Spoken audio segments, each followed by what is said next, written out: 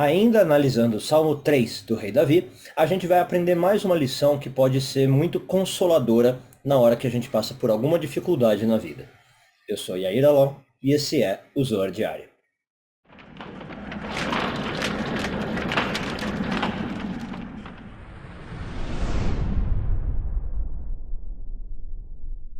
Pessoal, eu acho que eu tô com uma cara de sono enorme. Eu vou pedir para vocês ignorarem isso, mas é prova que o vídeo é bem natural, né? Aliás, vocês já viram isso no passado. Não tem maquiagem, não tem decoração, não tem nada. Mas desculpa pela cara de sono aí. Bom, essa semana continuamos a ler a porção de Vayetze, hoje focando nos parágrafos de 89 a 91 do Zohar, oitavo ano de leitura.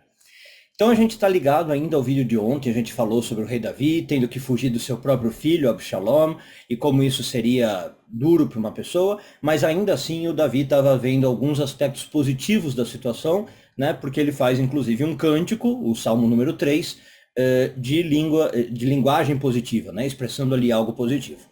E o Zohar continua falando isso e tentando entender por que Davi conseguiu ficar tão positivo numa situação tão difícil, né, de ver o filho perseguindo a ele.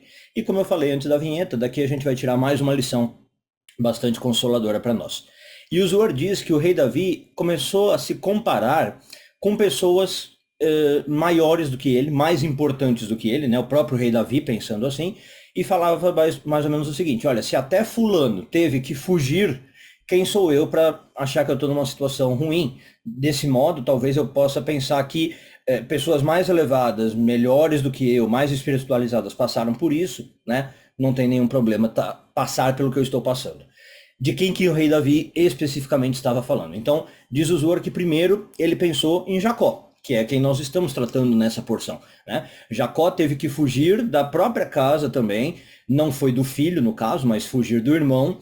E aí o rei Davi pensou, poxa, e Jacó ainda teve que fugir sozinho, né? Ele não tinha ninguém para acompanhar. O rei Davi falou, eu pelo menos ainda tenho gente me acompanhando, eu já sou quase rei de Israel e tenho um séquito indo comigo. Depois o rei Davi teria lembrado de Moisés, né? Muito parecida também a situação. Estava ali na sua casa, né? Ainda que não fosse a real, a verdadeira, né? Estava na casa do faraó, com todos os luxos, teve que fugir e fugiu sozinho, né? E depois o rei Davi também teria lembrado do profeta Elias, que teve que fugir para sua vida, né? Para poder continuar vivendo. Então o rei Davi fez essa comparação, né? Olha, se pessoas muito maiores, muito melhores do que eu, muito mais espiritualizadas precisaram fugir, né? Eu não tenho problema nenhum passar por isso, não é um sinal de vergonha, de derrota, de fracasso, de nada disso, né?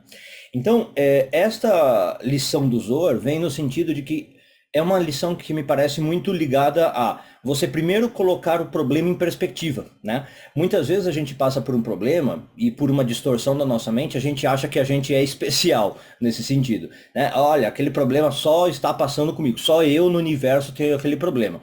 E quando você começa a olhar ao redor, você vai ver que não, que esse é um problema que muita gente tem e que muita gente de sucesso, e aí como você quiser medir sucesso, tá? Aqui sucesso no sentido amplo da coisa, também já passou por aquele problema e não necessariamente aquele problema define a pessoa, né? Não é por ter passado por isso que a pessoa é menos. Agora, também é uma questão de perspectiva no sentido de, não é que Davi está se comparando, olha, então como Jacó passou por isso, Moisés passou por isso, Elias passou por isso, eu sou igual a eles. Não, é justamente também uma perspectiva nesse sentido. Perceber que eles são maiores do que eu, e o Zohar dá claramente essa ideia de que o Davi estava vendo essa humildade, né? E também, então, pôr em perspectiva não o problema, mas a pessoa, né? Perceber que, olha, se pessoas maiores do que eu passam por um problema, o fato de eu estar passando não quer dizer nada. Não que, de novo, não que eu esteja me achando melhor. Davi não está se comparando a essas outras pessoas, né? Mas ele está justamente se pondo em perspectiva e sabendo, olha, eu sou menor do que elas, né? E ainda assim, talvez tenha aqui um sinal de amor divino por mim, como a gente falou no vídeo anterior, então isso acalma o meu coração, isso me consola, percebe? Então, esse tipo de pensamento, vai dizer o Zohar, pode ser, obviamente, muito útil na hora da nossa dor, a gente se comparar, sim, com os demais de uma maneira saudável, perceber que outras pessoas passaram por isso, e aí duas coisas entram em perspectiva. Tanto o problema pelo qual eu estou passando, a gente tende a não exagerar ele, quanto a minha significância, né? O meu valor, o meu alto valor. E eu perceber se eu talvez não estou com o ego muito inflado, se eu não estou com o ego muito baixo, eu me coloco no devido lugar, que para Kabbalah, na verdade, vai ser um traço ligado à humildade.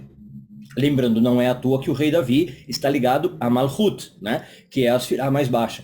Então, quando ele está se comparando com Jacó, com Moisés, ele está se comparando com Sfirot como Tiferet, Jacó, Moisés é Netzach, né? Ele está literalmente olhando para figuras superiores a ele e percebendo, olha, o meu devido local, o meu local é Malhut. Eu tenho que entender o problema que eu estou passando dentro da minha perspectiva e, nesse sentido, tentar não me abalar, tentar não overreact, como o pessoal fala em inglês, né? Exagerar demais aquilo que não precisa ser exagerado. É um problema? Sim, mas vou trabalhar com ele dentro das perspectivas, saber que Deus está no controle, que Deus está no comando, e por mais incômodo que seja um filho me perseguindo, no final eu vou torcer para que dê tudo certo e manter a minha esperança e a minha fé. Um bom dia a todos e tudo de bom.